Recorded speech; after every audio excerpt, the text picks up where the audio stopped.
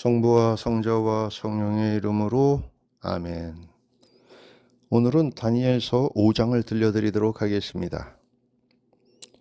제5장. 벨사차르 임금이 1000명에 이르는 자기 대신들을 위하여 큰 잔치를 벌이고 그 1000명 앞에서 술을 마시고 있었다. 술 기운이 퍼지자 벨사차르는 자기 아버지 네부카드네자르가 예루살렘 성전에서 가져온 금은 기물들을 내오라고 분부하였다. 임금은 대신들과 왕비와 후궁들과 함께 그것으로 술을 마시려는 것이었다.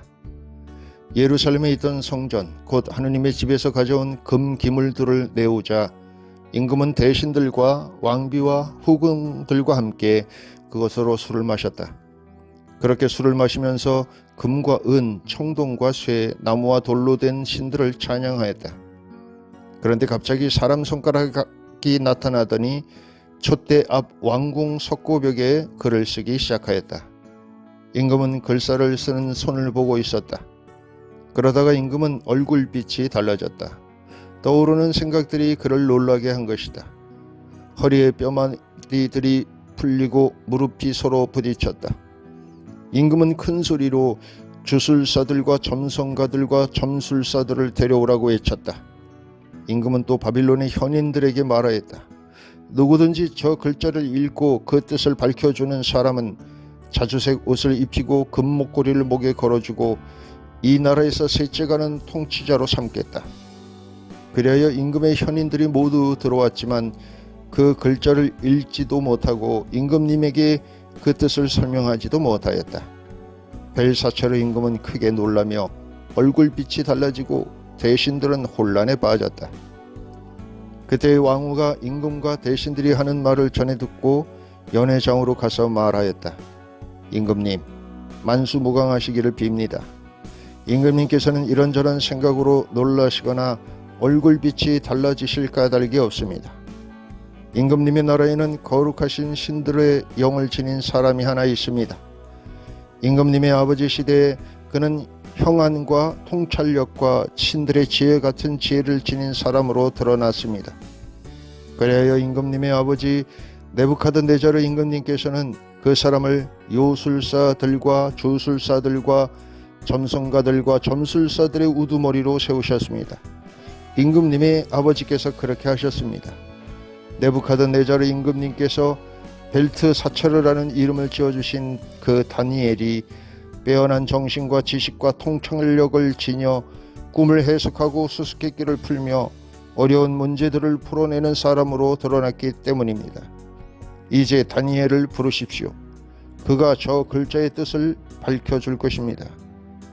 이렇게 하여 다니엘이 임금 앞으로 불려왔다.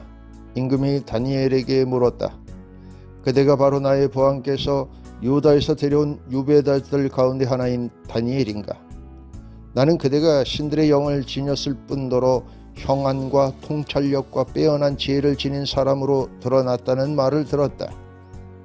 저 글자를 읽고 그 뜻을 나에게 설명하도록 현인들과 주술사들이 내 앞으로 불려왔지만 그 뜻을 밝히지 못하였다.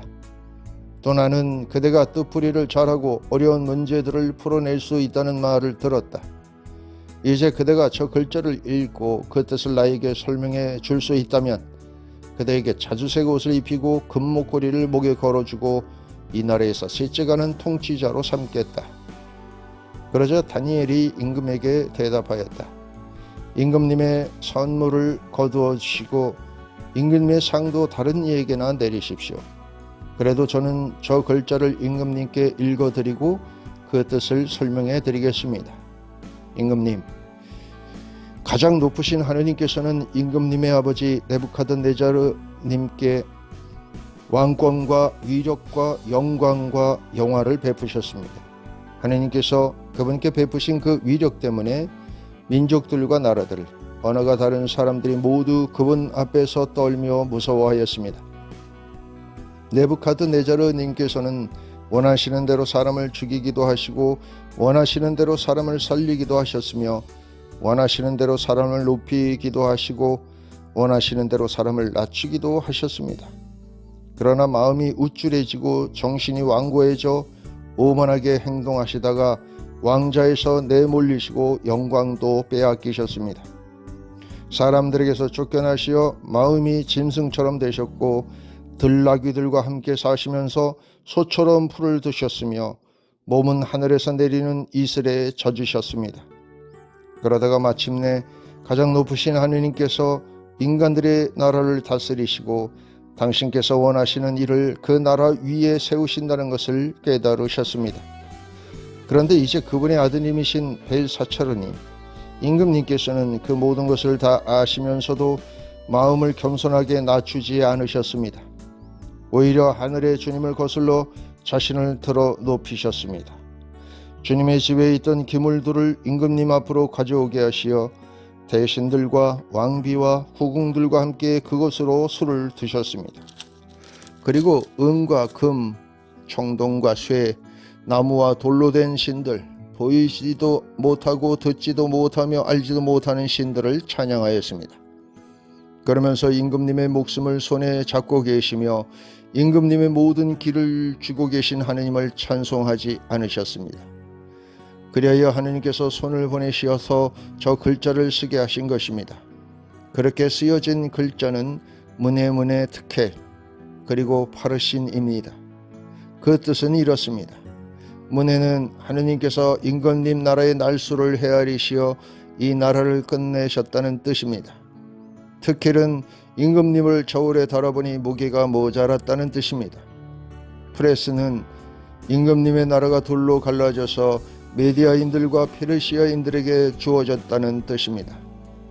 그러자 벨사차르는 분부를 내려 다니엘에게 자주색 옷을 입히고 금 목걸이를 목에 걸어주고 그가 나라에서 셋째가는 통치자가 된다고 선포하게 하였다.